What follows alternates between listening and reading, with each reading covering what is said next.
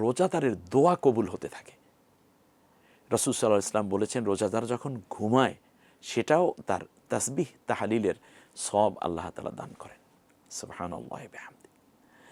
এরপরে আল্লাহ রাব্বুল আলামিনের চমৎকার নির্দেশনা রয়েছে যে যখন তুমি দোয়া করবে, রাসূল সাল্লাল্লাহু আলাইহি ওয়াসাল্লাম বলেছেন যে রোজাদারের প্রতিদিন কমপক্ষে একটি দোয়া অবশ্যই কবুল হয়।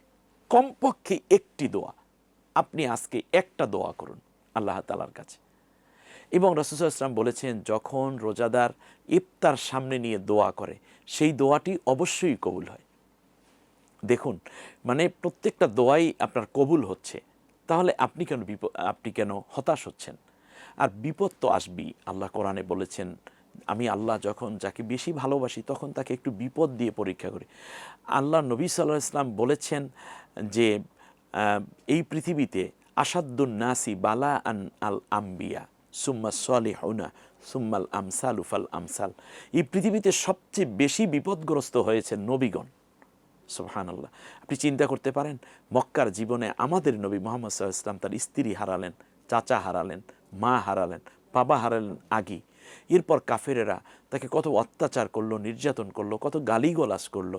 নিজের সন্তান তাও হারালেন মক্কায়, মাত্র 4টা কন্যা সন্তান, বাকি 2 সন্তান পুত্র সন্তান তাও মারা গেল। এরপরে কাফেরেরা মেরে ফেলতে চাইল।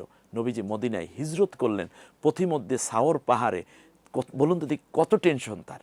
উপরে কাফেররা দেখতে পাচ্ছে, তখনও নবী বললেন, লা তাহজান ইন্নাল্লাহা মাআনা। আবু বকর, চিন্তা করো না, আমি ধৈর্য ধারণ করেছি, আমি অত টেনশন করি না, কারণ আল্লাহ আমাকে তৈরি করেছেন, যে যতদিন আল্লাহ বাঁচিয়ে রাখবেন ততদিন আমি বাঁচব, আমার হারাবার কিছু নাই। মমিন জীবনটাকে আল্লাহ তাআলা কিনে নিয়েছেন জান্নাতের বিনিময়। মমিনের জান এবং মাল আল্লাহ জান্নাতের বিনিময় কিনে নিয়েছেন। ইন্নাল্লাহা আশতারা মিনাল মুমিনিনা আনফুসাহুম ওয়া আমওয়ালাহুম বিআন্না লাহুমুল জান্নাহ। জান্নাতের বিনিময়ে মোমেনের কাছ থেকে জান এবং মাল আল্লাহ ক্রয় করে নিয়েছেন। অতএব আপনার এত টেনশন কিসের? তো সেই জায়গাটিতে রাসূল সাল্লাল্লাহু আলাইহি ওয়াসাল্লাম বললেন, তুমি চিন্তা করো না, আল্লাহ তাআলা আমার সাথে আছেন। সম্মানিত ভাই বোন, তাহলে আল্লাহ রব্বুল আলামিন, আপনি কি চিন্তা করছেন? আপনার জীবনে আমরা তাকদীরকে বিশ্বাস করি। আমার তাকদীরে যদি অর্থ থাকে, কোনো না কোনোভাবে সেটা আসবেই আসবে। অতএব আমি হালাল পন্থা অবলম্বন করব। আমার স্ত্রী যদি অসুস্থ থাকেন, আমি আল্লাহর কাছে দোয়া করব, হায়াত থাকলে আল্লাহ তাকে সুস্থ করে দিবেন। কারণ রাসূল সাল্লাল্লাহু আলাইহি ওয়াসাল্লামের স্ত্রীও যে ইন্তেকাল করেছেন। এই পৃথিবীতে বহু নবীকে আল্লাহ বহুভাবে পরীক্ষা করেছেন, তাই বলে তারা তো কখনোই হতাশা হন নাই, তারা তো কোনো হতাশ হননি। তা রমজানে আপনি আল্লাহর হয়ে গেলেন, এই মুহূর্তে আপনি দোয়া করা ছাড়া আপনার কি আছে?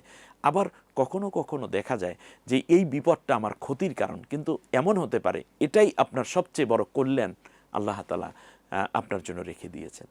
অতএব আপনি অকল্যাণ মনে করবেন, অল কদরে খয়রিহি অশাররিহি মিনাল্লাহি তাআলা।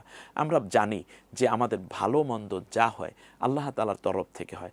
আপনার সন্তানটা অসুস্থ বা জন্মই হয়েছে অসুস্থ হয়ে, আরে আপনি তো জন্মদাতা মাত্র, কিন্তু তাকে লালন পালনকারী, তাকে স্রষ্টা যিনি, তিনি যদি এভাবে সৃষ্টি করে সন্তুষ্ট হন, তাহলে আপনার হাতে যতটুকু সময় আছে আপনি তাকে সাধ্য অনুযায়ী যত্ন করুন। আর আল্লাহ তাআলা বলছেন, লা ইউকাল্লিফুল্লাহু নাফসান ইল্লা উসআহা। সাধ্যের অতিরিক্ত কোনো বোঝা আমি কোনো নারী পুরুষের উপর, বান্দা বান্দির উপর চাপিয়ে দেই না। অতএব আপনি চিন্তা করবেন না, আপনি যেটা বহন করতে পারেন না সেই কষ্ট আল্লাহ আপনাকে দিবেন না। আর এই ধৈর্য, সহিষ্ণুতা, পরমত সহিষ্ণুতা, শ্রদ্ধাশীলতা এবং আত্মসংযম, আত্মোপলব্ধি এবং আত্মজিজ্ঞাসা এই রমজান আমাদেরকে দেয়। অতএব এই রমজান থেকে আপনি সমস্ত চিন্তাগুলোকে কোরবান করে দিন, আপনি আল্লাহর হয়ে যান। আর একজন রোজাদার তো আল্লাহর জন্যই তো হয়ে গেল, কারণ আল্লাহর বৈশিষ্ট্যে সে এখন বৈশিষ্ট্যমণ্ডিত। অতএব আল্লাহর গোলামের কোনো চিন্তা থাকার কথা না।